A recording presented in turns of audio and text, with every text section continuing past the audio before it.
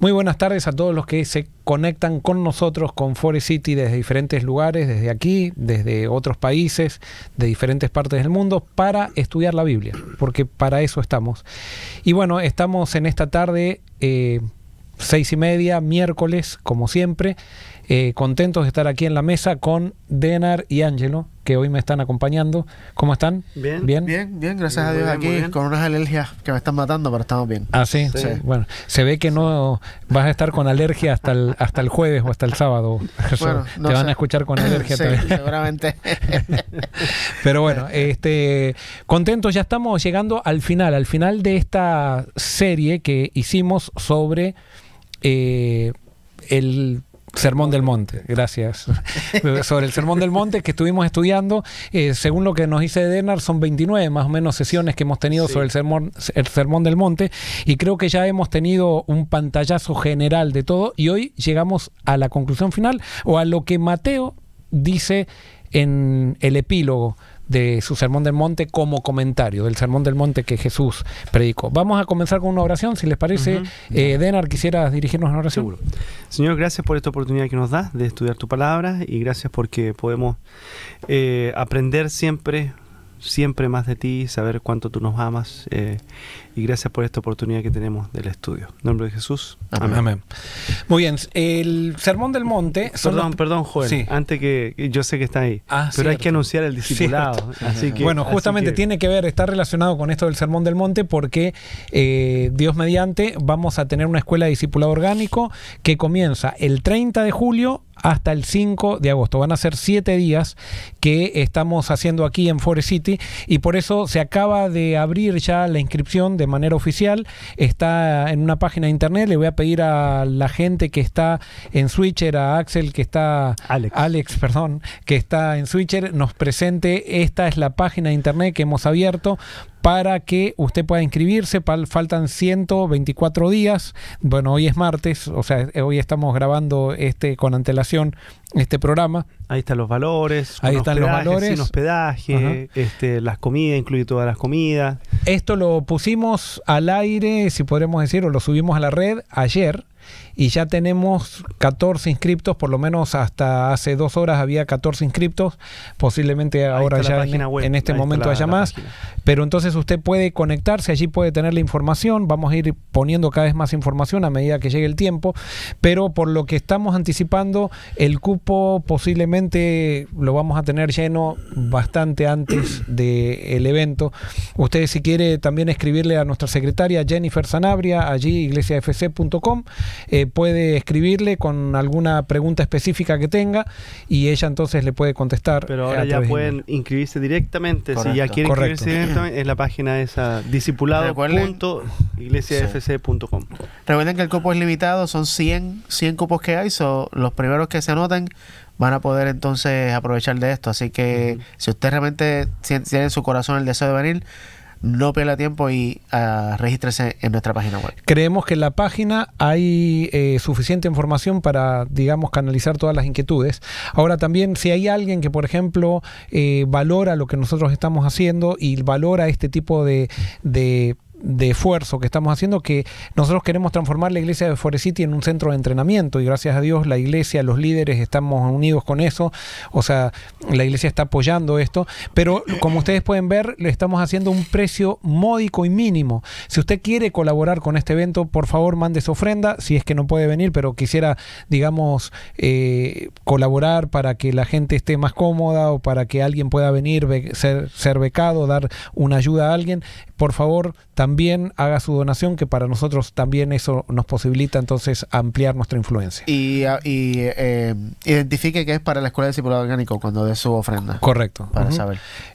Así que bueno, ya hemos, creo, canalizado esta inquietud, ya oramos, ¿verdad? Sí. Entonces, ahora sí vamos al final entonces de el Sermón del Monte. Vamos a ver qué es lo que escribe Mateo.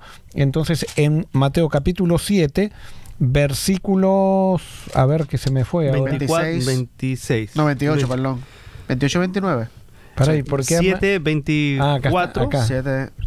Ya hablamos de ese. 28 y 29. 28 y 29. Ajá. ¿Quién lo tiene? ¿Quién lo va a leer? Todos lo tenemos. Así que... Ajá. Yo lo leo. Ángelo. Dice, cuando Jesús terminó de decir esas cosas, las multitudes quedaron asombradas de su enseñanza, porque lo hacía con verdadera autoridad, algo completamente diferente de lo que hacían los maestros de la ley religiosa. ¿Cómo tenés vos tu versión, Dena? Sí, y cuando terminó Jesús estas palabras, la gente se admiraba de su doctrina, porque les enseñaba como quien tiene autoridad y no como los escribas. Muy bien, acá está la doctrina de Jesús. Esta es la doctrina de Jesús. En el Sermón del Monte está resumida la doctrina de Jesús. Si ustedes tuvieran que decir en pocas palabras lo que les quedó de esta, ¿cuál sería la doctrina de Jesús? Y, ojo, no hay respuesta correcta, sino qué es lo que ustedes, si tuvieran que definirlo, si yo te pregunto, yo no sé nada y te digo, Ángelo, ¿cuál es la doctrina de Jesús? De acuerdo a lo que escuchaste de este sermón. Y Denar, ¿cuál es la doctrina de Jesús de acuerdo a lo que vos escuchaste? ¿Qué dirías vos? Bueno, para mí se resume en amor. El reino de Dios es amor, los principios de su reino son amor. Amor a Dios y amor hacia mi prójimo. En eso yo lo resumiría. ¿Denar?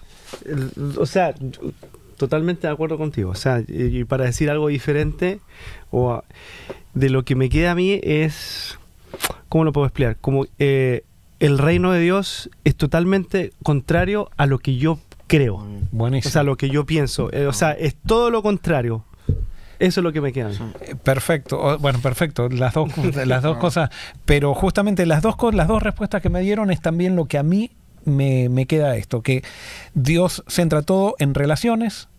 O sea, el reino de Jesús está basado en relaciones y que es totalmente diferente a lo que estamos acostumbrados. A lo que nosotros pensamos y a lo que el ser humano ofrece, ¿no? En los reinos de este mundo. O sea, tengo un amigo que dice el reino del revés, no sé si lo sacó de algún otro autor, pero realmente es algo que da vuelta a la cabeza. Vos siempre decías, esto me da vuelta a la cabeza, no sé si es algo puertorriqueño eso. Pero Jesús nos da vuelta a la cabeza, o sea, nos da vuelta a la cabeza con sus conceptos. Y entonces, la doctrina de Jesús está basada en relaciones y es contrario a lo que nosotros pensamos. Jesús tenía doctrina, que es enseñanza, porque a veces a la gente piensa que cuando hablamos en contra de doctrina, de la religión doctrinal, no estamos en contra de la religión, de que no haya doctrina en la religión, sino estamos en contra de la religión doctrinal institucional que ha creado el cristianismo en los últimos 1900 años, que realmente nos ha apartado de la doctrina de Jesús. Sí, porque cuando nos centramos en la doctrina, automáticamente nos alejamos de las relaciones, que es el tema principal del reino de Dios.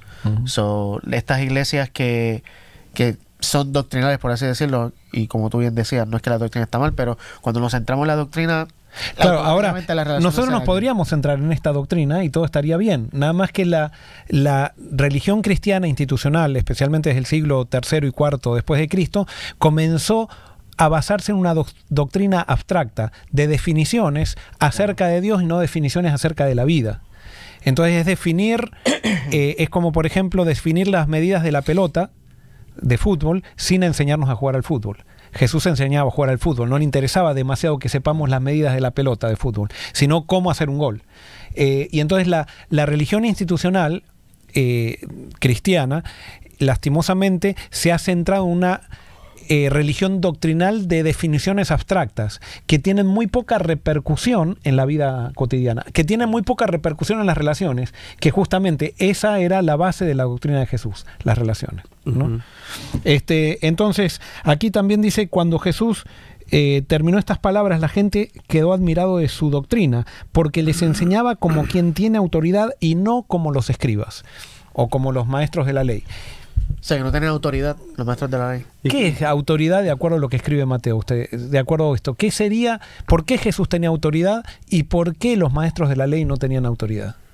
O sea, ¿qué es la autoridad de Jesús? Porque después nosotros vemos que Jesús le dice a los discípulos en Mateo 28, dice, bueno, lo sabemos de memoria, toda autoridad me es dada en el cielo, en la tierra, por tanto vayan y hagan discípulos, enseñándoles mi doctrina. ¿Y cuál es mi doctrina? Está resumida en el Sermón del Monte, que son relaciones y que es justamente lo contrario a lo que el mundo enseña.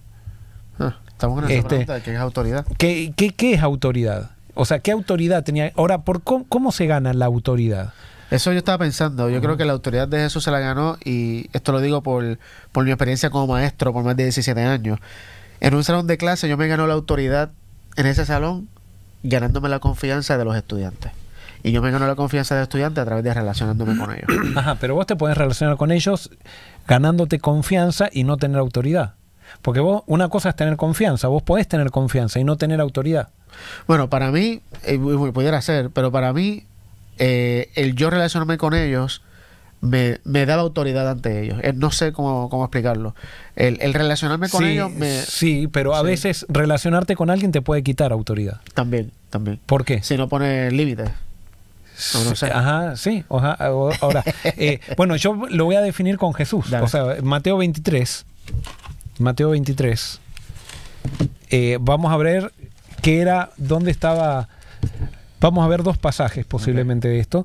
O sea, ¿por qué Jesús tenía autoridad? O por lo menos a los ojos de Mateo tenía autoridad, porque a los ojos del pueblo en general, los escribas y fariseos también tenían cierta autoridad, porque les tenían miedo y hacían lo que ellos querían. Pero ¿dónde estaba? ¿Qué era la autoridad de Jesús? Primero, venía del cielo. Pero ¿cómo sabemos cuando viene autoridad del cielo y cuando es autoridad humana nomás?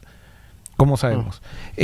Mateo 23, versículos 2 en adelante, ¿qué dice? En la cátedra de Moisés se sientan los escribas y los fariseos. Así que todos los que os digan que guardéis, guardadlo y hacedlo, mas no hagáis conforme a sus obras, porque dicen y no hacen, porque atan carga. Vamos hasta ahí. O sea, ahí vemos que hay la pierden autoridad los escribas y los fariseos, a diferencia de Jesús, porque los escribas y fariseos, ¿qué pasaba? No hacían lo que decían. Justamente lo que recién decíamos, el cristianismo institucional. Tenían una religión de definiciones abstractas, pero no que tenía repercusión en la vida. Tremendo. Eso. Y decían y no hacen. ¿Y cómo sigue? Ángelo, ¿sigues tú? El 4. Ujú. Aplastan a la gente bajo el peso de exigencias religiosas insoportables y jamás mueven un dedo para aligerar la carga.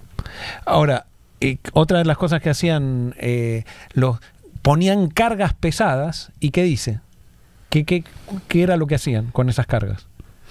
Ni movían un dedo, ¿para qué? Para moverla. Para hacerla más liviana. O sea que la tarea de los dirigentes religiosos que no tenían autoridad era poner cargas o quitarlas. Poner. Era ponerla. ¿Cuál era la autoridad de Jesús que hacía? Quitar. Venid a mí todos los que estáis trabajados y cargados, que yo os haré descansar. Ahí estaba la autoridad de Jesús. Un dirigente religioso del orden de Jesús, del reino de los cielos, quita cargas. No pone cargas. Tremendo principio. Y esto, si nosotros vemos, por ejemplo, el cristianismo institucional, por mucho tiempo, ¿qué es lo que ha hecho? Y cuando digo cristianismo institucional me estoy refiriendo a todo cristianismo. O sea, acá no estamos refiriéndonos a una denominación específica, sino el cristianismo institucional, el cristianismo que se aleja de Cristo, que hace, pone cargas. Y Jesús acá lo está definiendo. Nos hace la vida menos llevadera. Alguien puede decir, bueno, entonces por eso vamos a hacer cualquier cosa. O sea, el cristianismo de Jesús, para liberarnos, nos pone solamente una carga, si es que podríamos decirle una carga, y es rendirnos a nosotros mismos. Después todo lo demás se transforma en liviano. Pero el cristianismo institucional, con tal de no rendirnos a nosotros mismos, comienza a poner cargas. Pero generalmente pasa en el cristianismo institucional que ¿quiénes ponen las cargas? Bueno, Los dirigentes. Yo no le digo líderes porque no son líderes, claro, sino son los dirigentes que ponen cargas, pero que ellos no siguen. No la están dispuestos a seguir. Que por ejemplo, vamos a usar nosotros podríamos decir acá, por ejemplo, a ver, quiero que vengan todos a la escuela sabática. Gracias a Dios no lo decimos, pero podemos decir, y el que no venga a la escuela sabática se está perdiendo o algo por el estilo. Y después yo me voy de vacaciones o dejo de ser pastor de Forest City y no voy a una escuela sabática en mi vida. O siendo pastor no vengo a la escuela sabática. También, o sea, entonces, ¿qué es lo que pasa? Yo estoy con eso, estoy simplemente dando un discurso para que la gente me sirva a mí, o sea, para mi proyecto. Claro. para que si viene algún dirigente y vea que la escuela sabática está vacía, a mí no me vaya mal. Pero yo después, si tengo que ir a la escuela sabática, no voy porque no me gusta.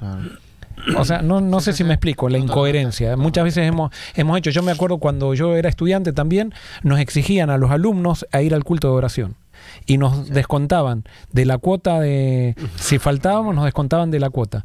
Y el que iba y predicaba, no iba nunca al culto. Iba solamente cuando le tocaba predicar. O sea, entonces el staff, ¿qué pasa? Había sido obligado a ir al culto toda su vida, entonces cuando pudo dejar de ir al culto de oración, ya no iba, solamente cuando le tocaba predicar, porque era un requisito de su trabajo, pero al estudiante le obligaban.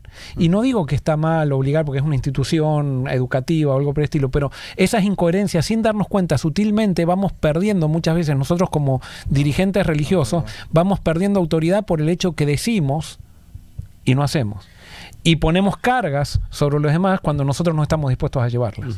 Y por eso hoy en día, y yo creo que en todas las generaciones, pero hoy en día los jóvenes, una de las cosas que más les toca de la religiosidad es precisamente eso. Es la hipocresía de que los dirigentes dicen cosas, no, tú tienes que vivir así, tienes que vivir asado, pero ellos no lo hacen, pero esperan que los jóvenes la hagan. Y los jóvenes dicen, no, yo con este sistema no cuadro. Y por eso Jesús los llamaba hipócritas, porque realmente es la máxima expresión de hipocresía, que un dirigente religioso te diga, no, estas son las cosas que tienes que hacer y demás, pero ella no las hace. Y ojo, yo no veo, porque acá alguien puede decir ahora, supónganse, yo soy uno de los pastores acá en la iglesia, y entonces ahora alguien puede estar escuchando y dice, hay que ir a la reunión de oración porque el pastor quiere que vayamos a la reunión. No me interesa, o sea... viene el que quiere, el que siente, fuerza, claro. El que siente que tiene que venir, el que siente que le hace bien, y no puedo juzgar al que no viene, de decir que está mal porque no viene, porque cada uno sabe cuál es pero el problema es cuando nosotros por un proyecto personal empezamos a exigir a las personas que trabajen para nosotros, porque no estamos en el reino, no estamos en una empresa. O sea, no estamos en una corporación. Si bien esto se ha transformado en una corporación, el reino prevalece y tendría que prevalecer. La corporación no se puede tragar al reino. El reino tiene que prevalecer sobre la corporación. Entonces también, por ejemplo, el hecho de diezmar. Mientras yo estoy quiero que mi iglesia tenga muchos diezmo, pero me jubilo y dejo de diezmar. Y eso lo he visto, por ejemplo, en personas que trabajaban para el sistema, que se jubilaron y no veíamos un diezmo después de que se jubilaron. Pero mientras estaban en el sistema, exigían y quizás disciplinaban al que no, o no lo dejaban ser, no disciplinaban, pero no lo dejaban ser parte de la junta porque no diezmaban, pero se jubilaron y dejaron de diezmar. Y con esto no estoy diciendo cada uno, pero es que la libertad es la base del principio del reino de Dios. Y la motivación que tiene que venir por forma voluntaria, o sea, porque creo en algo. Claro. Porque creo en algo. Entonces, ¿qué más? ¿Qué sigue diciendo esto Jesús acerca de estos dirigentes religiosos? Antes hacen todas sus obras para ser vistos por los hombres, pues ensanchan sus filacterias y extienden los flecos de sus mantos. ¿Y cómo sigue? Y aman los primeros asientos en las cenas y las primeras sillas en las sinagogas y las salutaciones en las plazas, y que los hombres los llamen rabí, rabí. Ya entra. Bueno, esto Lo que me vino a la mente. léelo vos en tu versión, Sí, que es mucho más actual. Sí, o sea. exacto. Acá dice, todo lo que hacen es para aparentar. En los brazos se ponen anchas cajas de oración con versículos de la Escritura y usan túnicas con borlas muy largas. Y les encanta sentarse a la mesa principal en los banquetes y ocupar los asientos de honor en las sinagogas. Les encanta recibir saludos respetuosos cuando caminan por las plazas y que los llamen rabí. Muy bien, ahora fíjense esto también. O sea, dice que ellos ponían las filacterias. ¿Qué eran las filacterias? Ahí lo describe en tu versión un poco más. Eran cajitas que tenían pasajes del Antiguo Testamento y se las ataban al brazo, porque estaba cerca del corazón, porque en el Antiguo Testamento decía, llévalas en tu corazón. Y otros se ponían en la frente, y se ponían la cajita en la frente, y entonces agrandaban cada vez la caja, a la caja la decoraban también porque salía la cajita de moda o algo por el estilo, entonces mientras más grande, más consagrada era la persona. Y saben que dentro de las subculturas cristianas de las iglesias se hacen ciertas subculturas donde se empieza a identificar por cosas externas la espiritualidad. Claro. Y eso es un gran problema, el empezar a identificar por cosas externas la espiritualidad. Y entonces se hace una moda. Yo siempre, algo que siempre repito acá y que lo voy a repetir, o sea, la moda de la iglesia es la tradición. Y la tradición del mundo es la moda. Porque la tradición nos lleva a dejar de pensar por nosotros mismos. Y la moda del mundo lleva a dejar, es una tradición porque lleva también a los jóvenes o a todo el mundo a dejar de pensar por sí mismos. Entonces, ¿qué es lo que pasa? Ellos empezaban a juzgar si tenía filacterias, quería decir que era una persona entregada a Dios. Sí. Es como ahora también, si vos hablas de cierta manera, o sea, con cierta parsimonia y decís ciertas frases, o sea, por ejemplo decís... Humilde servidor. Claro, o decís, sí. debemos predicar el mensaje de los 3 ángeles, sos adventista, porque decís esa frase, y quizás ni entendemos lo que significa el mensaje de los 3 ángeles, gracias a Dios lo estamos estudiando ahora, pero... todas esas cosas externas o por la manera de hacer tu culto sos cristiano. Si levantás las manos sos liberal, si no las levantás sos adventista de pura cepa, o piadoso. Si no las levantás no sos consagrado, tenés que levantarla y tenés que expresar, porque si no no sos consagrado. Entonces todos esos juicios que hacemos de cosas externas no sirven de nada. Hay una sola prueba que vemos en la Biblia que se prueba, que ya la dijimos, está en el Sermón del Monte, que está en el amor. Está en el amor y en las relaciones con los semejantes. Después todo lo demás externo, no decimos que lo externo no esté, o sea, que no sea importante. Lo que decimos es que lo externo tiene que ser un reflejo de lo interno. Y si no lo es, entonces termina escondiendo un pecado que estoy escondiendo. O sea, si yo hago algo externo que lo identifico como santidad, entonces puede ser que estoy escondiendo un pecado realmente. Entonces, que a mí me llama la atención cuando dice en el versículo 5, todo lo que hacen, todo, es para aparentar. No dice algunas cosas. Claro, Sí. Es como que su estilo de vida ya es tan corrupto que todo lo que hacen es simple aparentar. Lo que me vino a la mente... Ahora, yo no sé si es corrupto, pero parece como que es un sector. Yo creo que todos los seres humanos hacemos cosas para aparentar cuando estamos lejos de Dios. Claro, pero no necesariamente... Bueno, sí. Pero la palabra todo es lo que me llama la atención. Porque no deja lugar a dudas a que todo. Entonces, lo que me vino a la mente, y que no hemos mencionado aquí muchas veces anteriormente, es esta ola hoy en día de que si no te tiras el selfie y lo pones en las redes sociales, tú no estás haciendo nada, no estás activo. O sea, ¿y cuánta gente realmente lo que postea es real? ¿Entiendes? Sí. ¿Cuánto de lo que postean es real y cuánto realmente es para aparentar que están activos, que la iglesia está viva, que la iglesia está teniendo un revivamiento y realmente está muerta? Porque, según lo que está diciendo aquí, si no ponemos en práctica los principios del reino, no tenemos autoridad, no vamos para ningún lado. Entonces todo lo que esta gente hacía era para aparentar, y yo creo que es un llamado a que Dios nos ayude, ¿verdad? A no vivir de apariencias. En las estructuras Jesús no estaba de acuerdo, eso no tenemos tiempo ahora de demostrarlo, pero él no estaba de acuerdo con las estructuras jerárquicas. Sí estaba de acuerdo con esto quiero aclarar, no era que Jesús era un anárquico, porque hay muchos piensan que Jesús entonces estaba en contra de estar organizado o algo por el estilo. No, lo vemos muy claro que Jesús cuando repartió los 5.000 panes y los peces, organizó bien a la gente, distribuyó a los discípulos. O sea, Jesús crea en un tipo de organización basado en el reino de Dios. La organización es necesaria, pero Jesús no creía en una organización jerárquica. Entonces, ¿qué pasa en las organizaciones jerárquicas? En las organizaciones jerárquicas se trabaja para el de arriba. Entonces, ¿cómo haces para trabajar el de arriba? Siempre tratando de informarle al de arriba todo lo que estás haciendo. En cambio, en la estructura del reino de Dios se trabaja para abajo. Vos no necesitas informar nada porque el que está arriba sabe lo que está pasando abajo porque está involucrado con el proceso. En cambio, en las estructuras jerárquicas todo el mundo tiene que estar dando informes para arriba, y porque en las estructuras jerárquicas el que está arriba, en las jerárquicas, no digo, y por eso cuando alguien me está escuchando decir esto, no todas las estructuras son jerárquicas, no todas las iglesias son jerárquicas, no todas las conferencias son jerárquicas, no todas, pero generalmente en la estructura jerárquica el que está arriba trabaja menos. O sea, y con esto no quiero decir que vamos a evaluar, digamos, pero entonces, ¿qué pasa en una estructura jerárquica? Todo el mundo quiere subir, porque a medida que vos estás más arriba, trabajas menos y recibís más beneficios. Y entonces el que está abajo, y cuando estás arriba en una estructura jerárquica, vos podés mandar, poder echar cargas pesadas sobre los hombros de otro, y con esas cargas está justificado, porque a mí me la echaron también.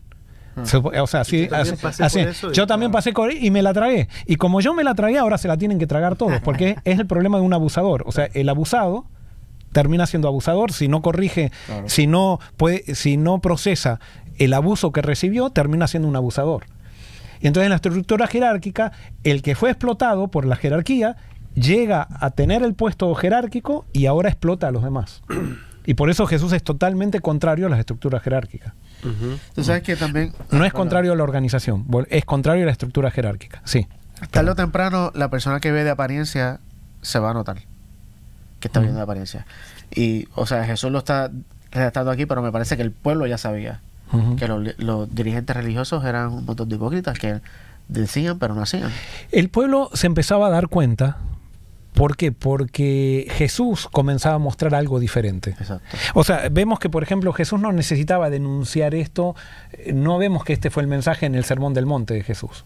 ¿Por qué no era el mensaje? Porque Jesús en el Sermón del Monte predicó principios. Entonces, cuando Jesús predicaba principios, él, por ejemplo, explicaba ciertas cosas y, claro, a los dirigentes religiosos le empezaban a rechinar los dientes, ¿no? Claro, sí, pues, pero ellos no podían decir, está hablando de mí, porque Jesús no había hablado de ellos. Claro. Pero entonces tenían que buscar que Jesús estuviera, o sea, buscar el error enJesús. Pero la gente se da cuenta, por eso Mateo lo dice. Mateo dice, o sea, la gente se dio cuenta que él tenía autoridad, no como los escribas y fariseos. O sea, la gente se dio cuenta sola. La autoridad de Jesús no venía por el puesto que tenía. Es más, no necesitaba ningún puesto para tener autoridad. Es más, no necesitó decir nunca que era el Mesías para que lo sigan tanto. A la única que le dijo que era el Mesías fue la samaritana, que no era del pueblo, digamos, que estructurado, si podríamos decir así. Pero Jesús, la autoridad venía de adentro hacia afuera. Cuando en las estructuras jerárquicas la autoridad va de afuera hacia adentro. Entonces el puesto da autoridad. Entonces por eso el puesto, la gente se aferra al puesto y que no se lo saquen. Cualquier persona que te amenaza el puesto se transforma en una amenaza que puede sobresalir, se transforma en una amenaza para el jerárquico, porque el jerárquico siempre está identificándose de acuerdo al puesto que tiene y no de acuerdo a lo que Dios le dio. ¿Cuántas historias? O sea, uno que ha estado mucho tiempo en la iglesia, ¿no? Y había visto estructuras jerárquicas y tampoco no. Pero un pastor X que ha sido 20 años presidente y lo sacan y lo mandan a una iglesia y poco menos que disculpe porque o sea y yo he conocido algunos y otros que se han sentido mal porque ya y es como que están en contra mía, que o sea, ahí tenemos un ejemplo de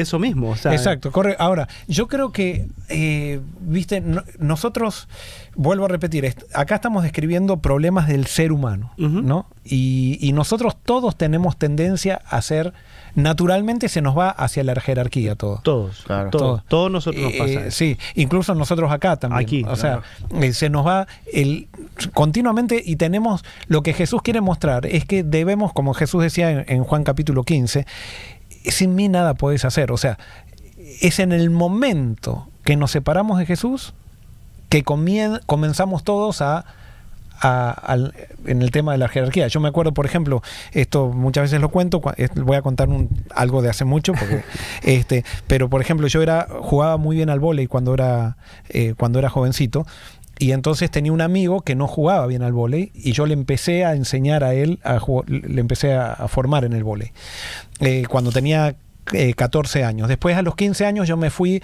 al colegio, a la academia que estaba en contactado con la universidad, y a los 15 años a mí me pusieron en el equipo oficial de la universidad de jugador de vóley. Y yo me sentía el number one, ¿no? O sea, la estrella. Entonces después, al otro año, yo volví de la universidad y le decía a todos mis amigos, me pusieron en el equipo oficial de la universidad. O sea, yo estando en la academia de la universidad. Y entonces, al otro año, vino mi amigo a la academia y fue mi roommate.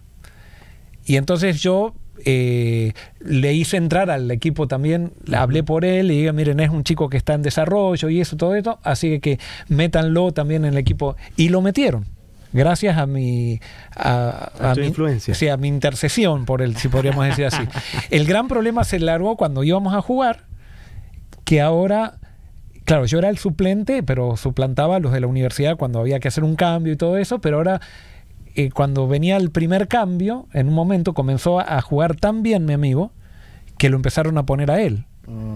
Y yo empecé a ser segundo en el banco. Y me ponían a mí, pero lo empezaban a poner a él. Y a mí eso me empezó a dar una cosquilla que yo no me daba cuenta, porque ahora iba a la pieza, al cuarto, y me molestaba cómo él ponía los zapatos, cómo se reía, cómo... Y hasta llegó un momento que hubo tanta tensión en el cuarto que casi nos fuimos a las manos una vez por una estupidez.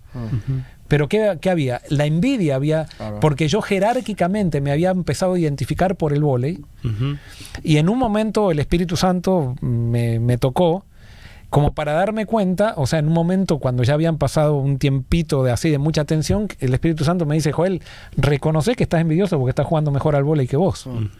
No es el problema del zapato, el problema cómo se ríe o algo por el estilo. Y tuve que reconocerlo y tuve que orar para que nuevamente Dios comience a restablecer porque la envidia en un esquema jerárquico donde nos alejamos de Jesús, la envidia es algo de todos los días. Es de todos los días. Eso se ve, o sea, en todo, o sea, yo doy un ejemplo, tú un ejemplo, pero por ejemplo, si no aplicamos eso a nuestra vida, se ve también en el matrimonio. O sea, por ejemplo, que un hijo tenga más, o sea, le guste más estar naturalmente con el papá o la mamá o lo que sea, o en el trabajo te va bien y a ti no te va tan bien, o sea, y ahí se genera conflicto. O sea, si no aplicamos lo que Jesús dice, vamos a tener un conflicto constantemente con cosas que suceden alrededor nuestro. Correcto. Entonces, lo que también estamos queriendo describir acá en las enseñanzas no es para... sin bien estamos presentando un ambiente que no es ideal. Con el Espíritu Santo todo se puede. Porque hay otras... lo que enseñó Jesús es ideal. Así que yo me acuerdo, estaba en una iglesia una vez, estaba con los ancianos, y entonces estábamos discutiendo algo, y yo les digo: pero escuchen, ¿qué haría Jesús? Y entonces uno de los ancianos me dice: pero pastor, ¿qué Jesús ni Jesús? Acá estamos en la realidad. No estamos en la...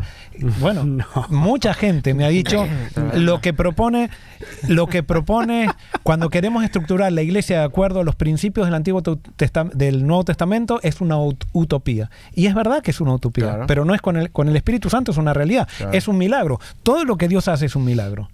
Pero o creemos en los milagros o cerremos la iglesia y vayamos a otro lado, porque entonces estamos siendo como los dirigentes que Mateo decía que no tenían autoridad. Es que el sermón del monte, o sea, si lo empezamos a ver de cada uno, todo es una utopía, o sea, humanamente es imposible. Y por eso que da vuelta todo, porque humanamente uno quiere hacer todo lo contrario. Por eso que, o sea, exacto. Entonces, sí es una utopía, es todo al revés, pero entonces Dios nos da el Espíritu Santo cuando nosotros reconocemos, para que esta utopía se haga una realidad. Y justamente esa utopía hecha realidad es el mejor instrumento de evangelismo que puede tener una iglesia. Sí, pero imagínate, cuando la gente ve que es una realidad, que así se puede vivir como los principios del reino en este mundo, o sea, eso cambia todo. Correcto. Y una iglesia, claro, puede experimentar momentos de realidad. Yo les digo, sí les puedo decir, yo he vivido esos momentos, pero una iglesia tiene que aprender a ser estable en esos momentos. Porque ¿qué es lo primero que hace Satanás cuando ve que hay una iglesia unida? Comienza la persecución, ¿no? Desde afuera. Pero entonces Satanás se mete a través de un problema de relaciones dentro de la iglesia. Porque todo lo que hacemos por Dios trae bendiciones, y las bendiciones muchas veces nos alejan de Dios. Y eso es un problema, ¿no? Entonces tenemos que ver cómo, y yo creo que lo mejor para permanecer, digamos, en la utopía del espíritu es estar siempre soñando en grande y soñando cosas imposibles. Porque cuando uno sueña cosas imposibles y se dan, solamente le puede dar la gloria a Dios. Pero cuando uno hace cosas posibles y se dan, ahí comienza a decir, bueno, sí, o sea, son mis talentos, o sea, otra persona. Entonces, por eso hay que estar continuamente en misión, me parece, y por eso es la receta para la Iglesia Apostólica. Mientras estuvo en misión, se mantuvo. Se apartó de la misión, y de misión no estamos hablando de proselitismo, sino una misión de expandir el reino, estos principios, en todos los lugares donde vamos. Hacer sal de la tierra. Entonces, bueno, como sigue diciendo que le gustaba decir Rabí, y esto en el versículo 8, ¿qué dice? Esto es muy importante. Jesús dice: ¿Quién lo lees tú? ¿Yo? Tú, porque lo he Ok. perdido aquí. Dice, pero ustedes no permitan que nadie los llame rabí, porque tienen un solo maestro y todos ustedes son hermanos por igual. Muy bien, esto me parece que es importantísimo. O sea, nosotros como seres humanos siempre queremos tener un ser humano de referente. Ujú. Y tenemos que aprender que hay un solo ser humano de referente, y ese ser humano es el Mesías, es Jesús. Él es el maestro. Todos los demás, yo creo que no tenemos ni que a ninguno considerar por debajo, ni a ninguno considerar por arriba nuestro. Todos estamos al mismo nivel. El único que está a un nivel que es diferente es Jesús. Ujú. Y yo creo que esa va a ser la fuerza del movimiento final. El movimiento final no va a estar alineado alrededor de un predicador. O sea, no va a haber, suponete, angelistas o denaristas. Ujú. Va a haber cristianos, o sea, gente que sigue el reino. Y gente que piensa por sí misma, gente que respeta al otro como si fuera, o sea, al mismo nivel. Que tenemos diferentes talentos, que nuestra influencia, puede haber gente que tenga más influencia que otra, pero el hecho de tener más influencia que otro pueda tener menos influencia, no quiere decir que esa persona es más importante que otra. No quiere decir que no seamos importantes en un proceso, pero Dios quiere que entendamos que ninguno de nosotros es indispensable en los procesos del reino. Porque Dios puede hablar, como le decía Jesús, puede hacer líderes de las piedras, si quiere. No nos necesita a nosotros. Somos nosotros los que necesitamos a Él. Entonces, otra de las cosas que también me llama la atención, y con esto quizás, yo no sé, ¿ustedes están controlando el tiempo? Porque yo no lo estoy controlando. Sí, yo creo que ya... Llevamos 35 minutos más o menos. Bueno, estamos todavía entonces. Pero en Juan capítulo, si mal no recuerdo, en capítulo 7,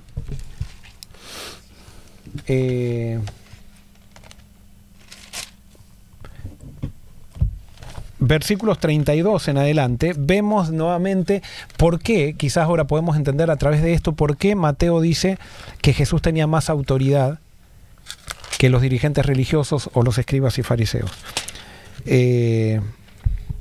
Versículo 32 al 35, ¿qué dice? Juan 7, 32 al 35. Dale. Los fariseos oyeron a la gente que murmuraba de él estas cosas, y los principales sacerdotes y los fariseos enviaron alguaciles para que le prendiesen. Entonces Jesús dijo: todavía un poco de tiempo estaré con vosotros, e iré al que me envió. Me buscaréis y no me hallaréis, y donde yo estaré, vosotros no podréis venir. Entonces los judíos dijeron entre sí: ¿a dónde se irá este que no le hallemos? ¿Se irá a los dispersos entre los griegos y enseñará a los griegos? ¿Qué significa esto que dijo: me buscaréis y no me hallaréis, y a donde yo estaré, vosotros no podréis venir? Muy bien, entonces los dirigentes mandan a los guardias para que prendieran a Jesús por lo que Jesús estaba diciendo. Y entonces ahora vamos a ver qué es lo que pasa, versículos 45 al 52. Y con esto vamos a ver por qué Mateo dice que los dirigentes religiosos no tenían la misma autoridad que Jesús tenía. ¿45 al cuál? 45 al ¿Hasta el final? 52. Ok. Sí. Cuando los guardias del templo regresaron sin haber arrestado a Jesús, los principales sacerdotes y los fariseos le preguntaron: ¿por qué no lo trajeron? Jamás hemos oído a nadie hablar como él, contestaron los guardias. ¿También ustedes se han dejado engañar?, se burlaron los fariseos. ¿Habrá siquiera uno de nosotros, gobernantes o fariseos, que crea en él? Esa multitud tonta que lo sigue es ignorante de la ley. Está bajo la maldición de Dios. Entonces tomó la palabra Nicodemo, el líder que había ido a ver a Jesús, y preguntó: ¿es legal condenar a un hombre antes de darle la oportunidad de defenderse? ¿También tú eres Galileo?, contestaron ellos. Estudia las escrituras y compruébalo tú mismo. Jamás ha salido un profeta de Galilea. Acá vemos justamente la estructura jerárquica en contra de la estructura orgánica, si podríamos decir así, ¿no? ¿Qué pasa? Los guardias vuelven, se encuentran con los dirigentes y dice: ¿por qué no lo arrestaron? ¿Y qué les responden los Nunca guardias? hemos escuchado a alguien que hable Nunca así. escuchamos. O sea, los guardias dicen: no, realmente me mandaron a arrestar a esta persona por cómo habla, pero nunca he escuchado a alguien que hable de esta manera. Y entonces ahora los fariseos le preguntan: ¿también ustedes han sido engañados? Dice: ¿acaso ha creído en él alguno de los gobernantes y de los fariseos? Ese era su estándar. Ese era su criterio. Sí. Su criterio para determinar qué cree el de arriba. O sea, es jerárquico. Esto es totalmente jerárquico. O sea, ¿qué cree la comisión teológica? ¿Qué cree mi dirigente? ¿Qué cree mi jefe? ¿Acaso creyó a alguien de esto que está diciendo? Entonces, y es interesante porque les hago una pregunta. ¿Qué estaban disputando? Estaban disputando algo. ¿Qué era lo que se disputaban? Que sentían que Jesús les estaba sacando. La influencia. ¿La influencia de quién? De ellos hacia el pueblo. Hacia el pueblo. Ahora imagínate, ellos querían ganar la influencia del pueblo, sin embargo en su interior al pueblo lo despreciaban porque después dicen, estos son malditos, no saben nada, son estúpidos. Y sin embargo, era lo que los ponía envidiosos porque el pueblo seguía a Jesús. O sea, vos fíjate lo que hace una persona jerárquica. Una persona jerárquica usa a la gente, no le interesa, quizás está ganando gente, quizás la bautiza a la persona y todo eso, y dice, bauticé 200, que esto, que lo otro, y después dice, son malditos, no saben nada, no entienden nada, pero es por ellos que lo quieren matar a Jesús. Increíble. Es terrible la incoherencia que hace una estructura jerárquica, y eso es lo que Jesús no le gustaba a los dirigentes, que Jesús venía con los principios que enseñaba en el Sermón del Monte, venía a tirarles abajo esa estructura, porque la gente ahora comenzaba a decir, estos no tienen autoridad realmente. Pero entonces, ¿cuál era la autoridad de esta gente? Es qué piensa el teólogo, qué piensa el rabí, qué piensa. Entonces aparece Nicodemo. Nicodemo, alguien que era jerárquico, que hacía todo para llamar la atención, que se encuentra con Cristo, y cuando se encuentra con Cristo comienza a cambiar su cosmovisión. Y ahora ya Nicodemo, que era un fariseo como los otros, ahora comienza a actuar ya no como un fariseo, sino comienza a actuar como un discípulo. Y dice, ¿cómo? Están haciendo algo que va en contra de la ley. Y ahora fíjense qué le dicen ellos. ¿Eres también tú, Galileo? Eres también Galileo. ¿Por qué? Porque en esa época los que estaban en Jerusalén eran los que realmente los doctos, y los de Galilea eran los ignorantes, eran los hermanitos. ¿Vieron que cuando dice el hermanito? Que es para decir, medio tonto, o sea, es un hermanito, o sea, no es un hermano como nosotros que hemos ido a Andrews o hemos ido a... o sea, no puede pensar bien. Entonces, utilizamos esos epítetos, o sea, el jerárquico utiliza esos epítetos metiendo a todos los galileos y diciendo, te quieren insultar, como después le decían a Jesús, eres samaritano. Claro. Y yo eso vuelvo a repetir algo que digo mucho en los sermones. ¿Cuántas veces he visto cuando alguien levanta la mano? Pareces un pentecostal. Y decimos ese epíteto como queriendo insultar a la persona, y eso muestra que nos hemos subido a una plataforma de soberbia y que estamos totalmente perdidos y confundidos en nuestro caminar religioso. No estamos en el evangelio, estamos en estamos en lo mismo de esto, o sea, en el cristianismo puro e institucional. Vuelvo a repetir, creo que yo he tenido que pedir perdón muchas veces porque yo he estado, o sea, puedo hablar, alguien puede decir, ¿y cómo sabés, Joel, vos que conocés, que te haces como que conocés muy bien a los fariseos? Justamente, todos fuimos porque fariseos, yo creo, he sido, y creo que todavía lo soy, un fariseo de pura cepa, nada más que ahora el Espíritu Santo, por medio de la palabra, me ha hecho dar cuenta soy consciente de que soy un fariseo. Antes era inconsciente de que era fariseo. Nicodemo. Nosotros deberíamos ser, o sea, reflejarnos en Nicodemo, o sea, en ese sentido. Y siendo jerárquico, he hecho daño a mucha gente sin quererlo, no lo hice a propósito, pero he hecho daño a mucha gente, que le he tenido que pedir perdón incluso. Como en el caso que les conté de este amigo, que no quería reconocer que era un envidioso yo y que me estaba superando y no lo podía soportar, yo tenía que ser el centro.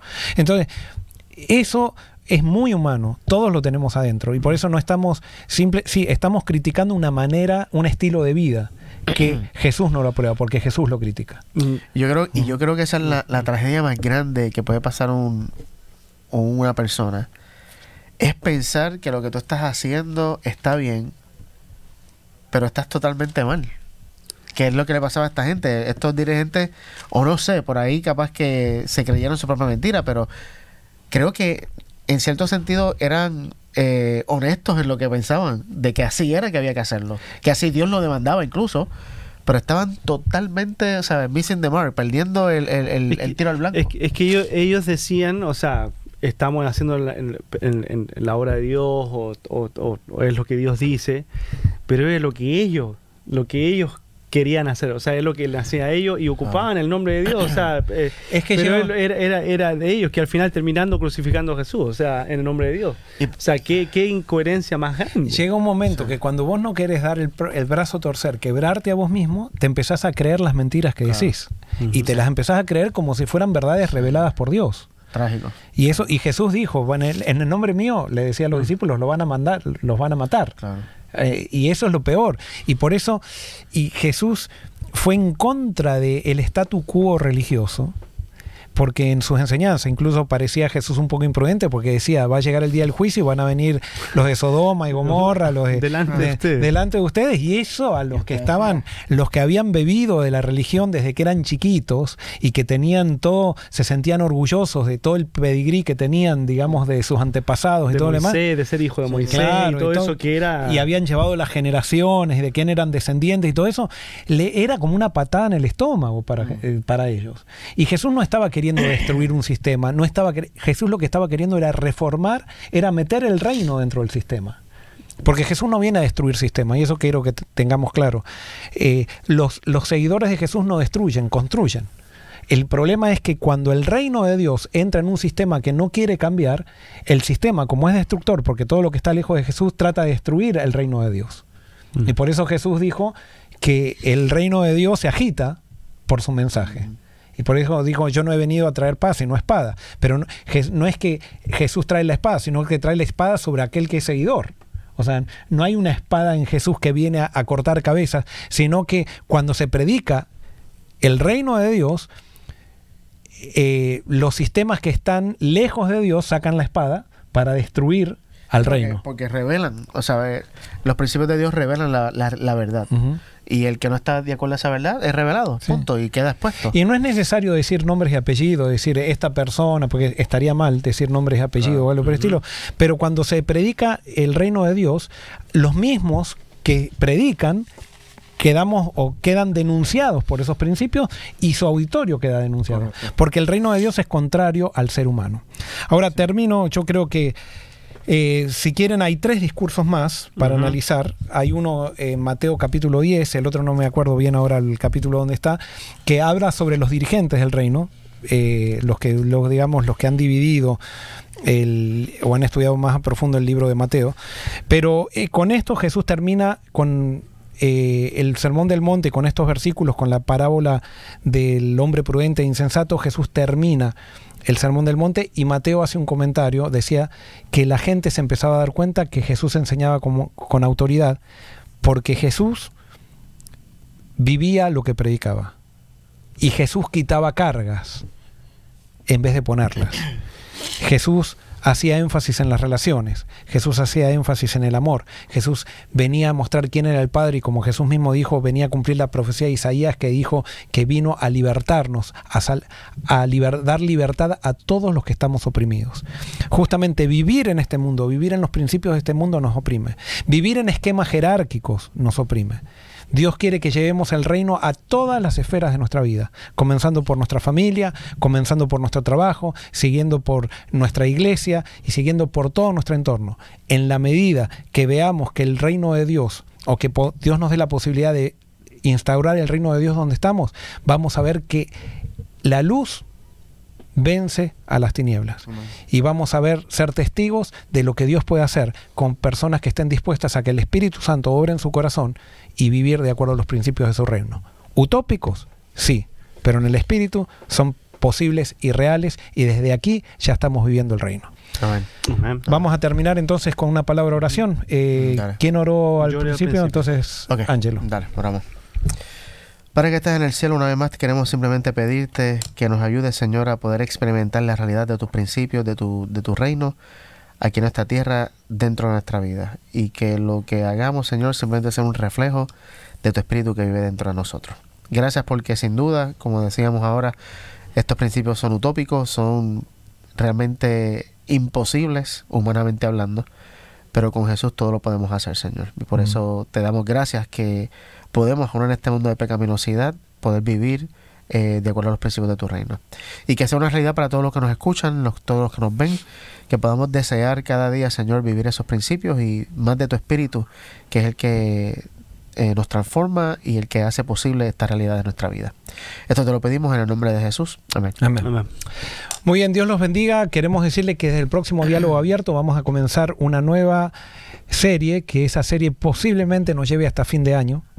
Alguien puede decir, se van a cansar, pero vamos a estudiar el libro de los Hechos de los Apóstoles. Vamos a ir versículo por versículo, tratando de ver cuál es el mensaje, qué podemos aprender y qué es lo que Dios, a través de la inspiración que le dio a Lucas, a ese médico Lucas que escribió ese libro, cuál fue el propósito que él tuvo para nosotros hoy en día. Así que los esperamos con su Biblia, traigan sus lapiceros para poder aprender todos juntos y seguir entonces descubriendo los principios del reino. Ahí está la información del discipulado, que lo pusieron ahí. Terminamos con si usted quiere venir a un intensivo, entonces allí tiene la información del discipulado orgánico que para inscribirse está todo allí en la página de entonces julio 30 a agosto 5. Ojalá que los podamos conocer personalmente. Sí.